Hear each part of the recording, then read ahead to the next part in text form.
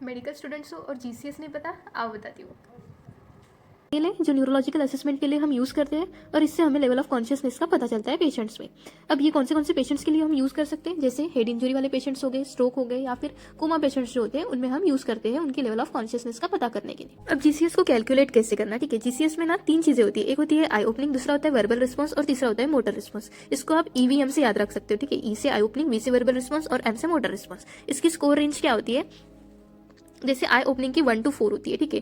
Then verbal response की 1 to 5 होती है, मोटर रिस्पॉन्स की 1 to 6 होती है। इसको आप 4, 5, 6 से याद रख सकते हैं, ठीक है। देन सबसे पहले देखते हैं आई ओपनिंग। आई ओपनिंग में मैक्सिमम स्कोर जो होता है वो 4 होता है, ठीक है। यहाँ पे स्कोर और रिस्पॉन्सेज दोनों दिए, ठीक है। जैसे अगर पेशेंट हमारा स्पॉन्टेनियसली आइज ओपन कर रहा है तो उसका स्कोर हो गया 4, स्पीच के ऊपर यानी बोलने से कर रहा है दैट इज उसका स्कोर हो गया 3, ठीक है। अगर पेन के ऊपर कर रहा है दैट मीन्स 2 हो गया उसका स्कोर, और आई ओपन ही नहीं कर रहा तो उसका स्कोर हो गया 1।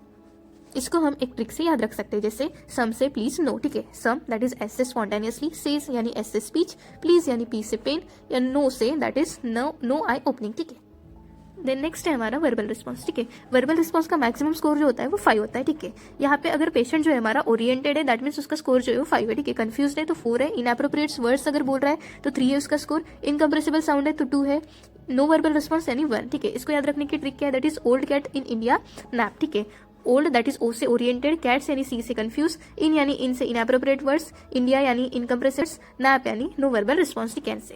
ओके, देन थर्ड है हमारा मोटर रिस्पॉन्स। मोटर रिस्पॉन्स का मैक्सिमम स्कोर जो होता है वो हमारा 6 होता है, ठीक है। अगर पेशेंट हमारा सारे कमांड्स जो है वो ओबे कर रहा है दैट मीन्स उसका स्कोर जो है वो 6 है। लोकलाइज पेन कर रहा है तो 5 है, विड्रॉ फ्रॉम द पेन है तो 4 है, एबनॉर्मल फ्लेक्शन है तो 3 है, एबनॉर्मल एक्सटेंशन तो 2, नो मोटर रिस्पॉन्स यानी 1, ठीक है। इसको याद रखने की ट्रिक क्या है, that is old lazy women finds eggs noisy, ठीक है। ओल्ड दैट इज ओ से obeys command, lazy that is L से localise pain, women that is W से विड्रॉस, ठीक है। फाइंड F से एबनॉर्मल फ्लेक्शन, ठीक है। X यानी एक्सटेंशन, ठीक है, एबनॉर्मल। देन नॉइजी यानी नो मोटर रिस्पॉन्स, ठीक है।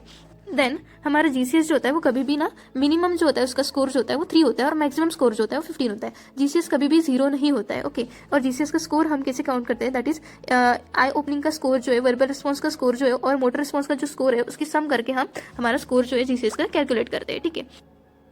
अगर हमारा स्कोर 13 to 15 है तो माइल्ड ब्रेन इंजुरी है, 9 to 12 है तो मॉडरेट ब्रेन इंजुरी है, और 3 to 8 है तो सीवियर ब्रेन इंजुरी है, ठीक है। इसको हम ना एक एग्जांपल के थ्रू हम समझते हैं, ठीक है। जैसे पेशेंट जो है वो आइज जो है वो ओपन कर रहा है, ठीक है, पेन के ऊपर, ठीक है। पेन के ऊपर आइज ओपन कर रहा है, मतलब यहाँ पे देखो, ठीक है।